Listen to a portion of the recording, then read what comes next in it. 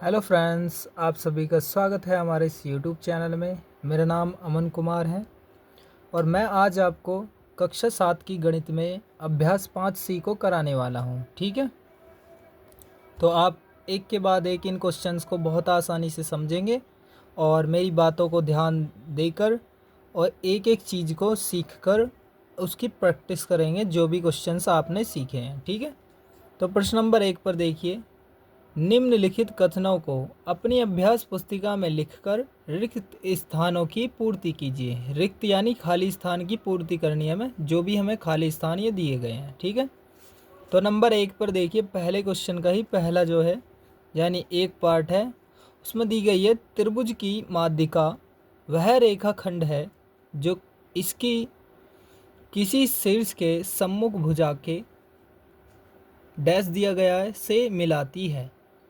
तो मैंने ये समझाने के लिए एक चित्र बना दिया है, ऐसा देखिए, समझिए। ये मैं एक चित्र बना दिया है, उसी में ही क्वेश्चन में ये रहा इसका पार्ट, ऐसे। तो ये ए पार्ट, बी पार्ट और सी, और इसको दे दिया डी पार्ट में। ठीक है, इस तरह से। तो मैं इसे कैसे करूँगा, यानी त्रिभुज की माध्यिका वह रेखाखंड है। त्रिभुज की माध्यिका ये वह रेखाखंड है, रेखा का खंड यानी आधी इसमें बट गई आधी इसमें, तो जो इसके किसी शीर्ष के सम्मुख भुजा, शीर्ष के सम्मुख भुजा जो है उसके किससे मिलाती है, कहाँ से मिलाती है, मध्य बिंदु से मिलाती है, यानी बीच वाले बिंदु से।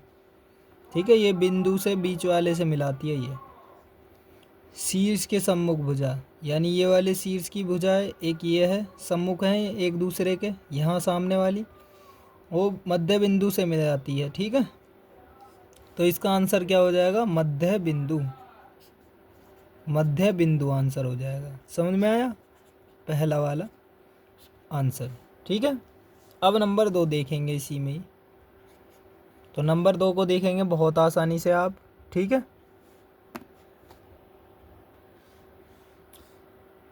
किसी त्रिभुज की माध्यिकाएं होती हैं डैश, यहाँ खाली स्थान में क्या आएगा देखिए। तो इसमें खाली स्थान में क्या आएगा देखिए, यहाँ सामने आप सभी के सामने दी गई हैं, तो इन सभी के द्वारा आपको बताना है कि यहाँ पर क्या आंसर आएगा। ठीक है, तो ये एक चित्र के माध्यम से यहाँ भी मैंने सिखाया है। तो त्रिभुज की सभी जो माध्यिकाएं होती हैं, देखिए एक त्रिभुज के माध्यम से समझिए, और इसमें जो लाइंस बनाऊंगा उनके माध्यम से भी। तो त्रिभुज की जितनी भी ये माध्यिकाएं होती हैं, ये देखिए, ये रही माध्यिका और ये वाली ये रही माध्यिका।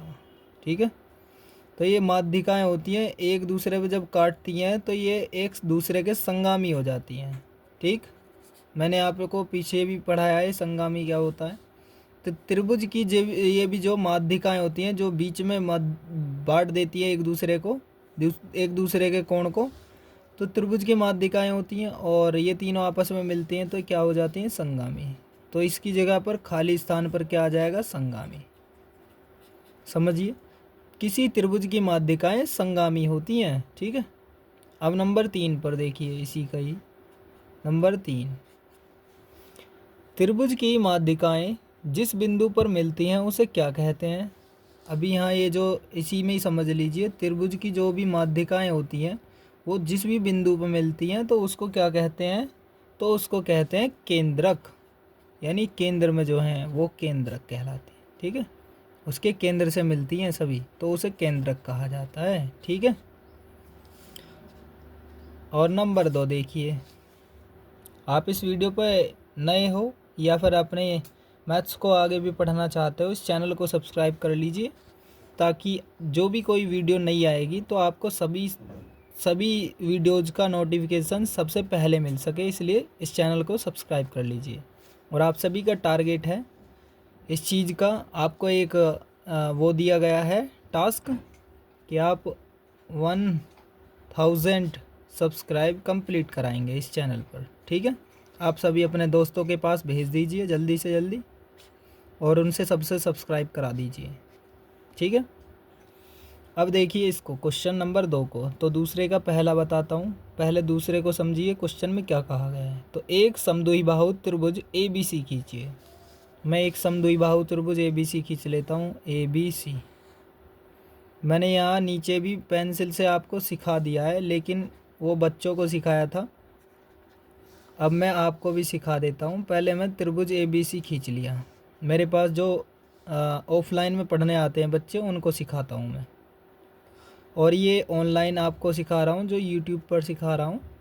तो इस तरह से एक त्रिभुज खींच लेंगे, त्रिभुज ABC, ठीक है। तो त्रिभुज ABC खींचे, ये खींच लिया, जिसमें AB AC के बराबर हो, AB AC के बराबर हो, ठीक है। माध्यिका AD खींचिए, माध्यिका यानी बीच की AD खींचिए।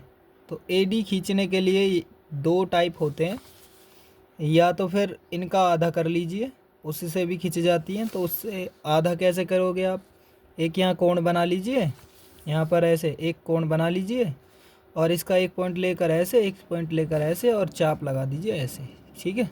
दो चाप लग जाएंगी जब ऐसे ऐसे, तो इनके बीचों बीच ऐसे निकालते हुए लाइन खींच दीजिएगा, ठीक है। तो एक ऐसी लाइंस आ जाएगी, ठीक है। समझा दिया है कि किस तरह से माध्यिका आपको बनानी है, उस तरह से ये आप बना लेंगे। और इसके बाद आगे चलते हैं। बोल रहा है कि माध्यिका AD खींचिए, खींच लिए, A और ये वाली D, A और D वाली ये हो गए D पॉइंट, ठीक है, AD होगी। माप कर बताइए कि निम्नलिखित कथन सत्य हैं या नहीं।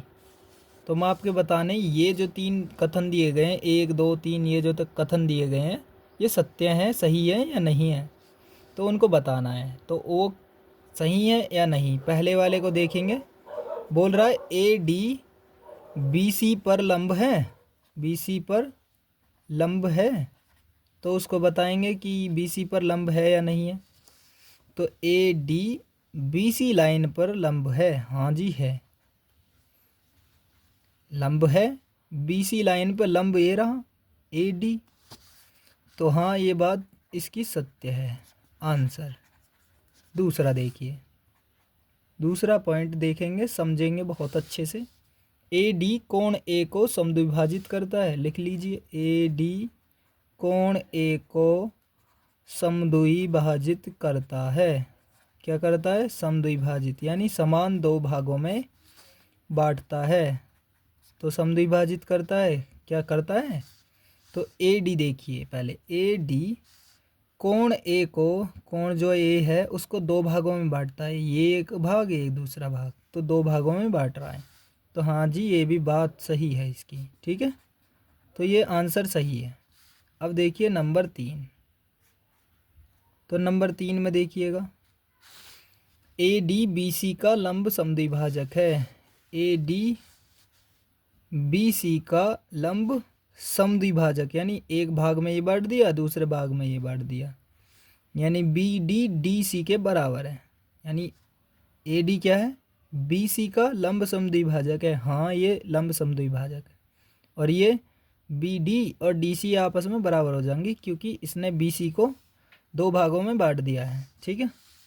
तो समझेंगे AD BC का, AD क्या है, BC का लंब समद्विभाजक है, लंब समद्विभाजक है, ठीक है, लंब समद्विभाजक है। तो ये क्या बात कही है इसने, ये भी सही कही है।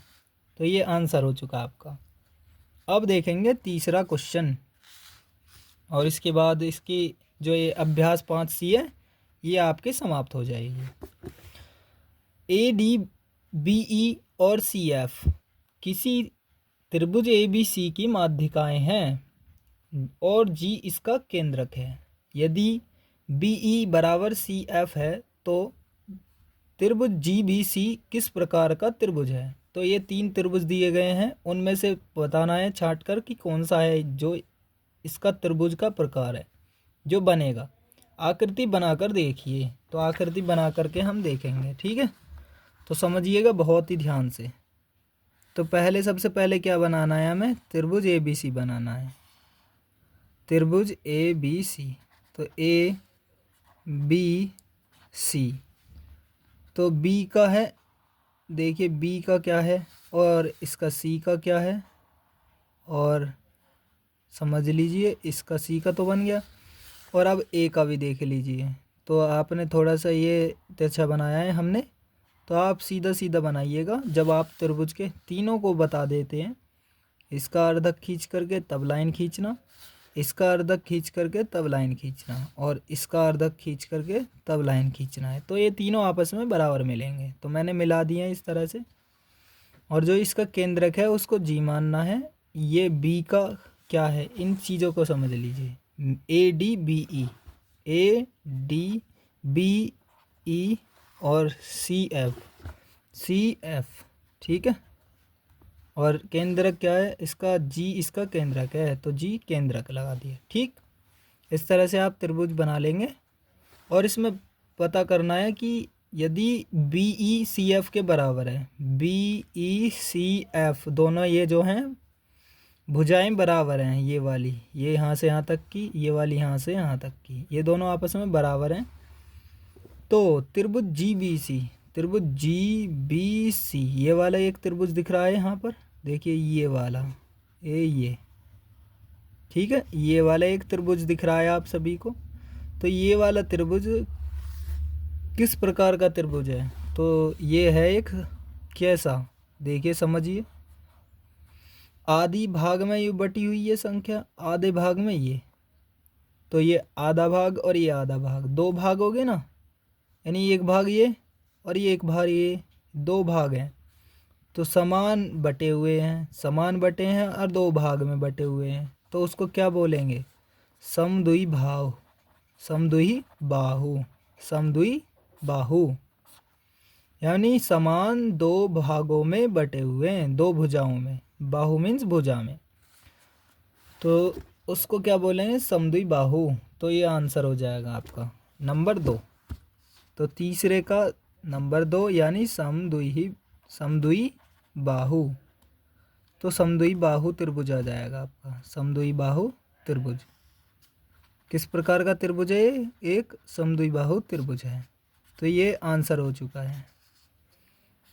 आप इस वीडियो को लाइक कीजिए और अपने दोस्तों को शेयर कर दीजिए, और इस चैनल पर नए हो तो चैनल को अभी भी सब्सक्राइब कर लीजिए, ताकि आने वाली वीडियोज़ का नोटिफिकेशन आपके पास आसानी से पहुंच सके और आप आने वाली वीडियोज़ को आसानी से देख सकें। आपका वीडियो अंत तक देखने के लिए बहुत बहुत धन्यवाद। मिलते हैं किसी नेक्स्ट वीडियो में। जय हिंद, जय भारत।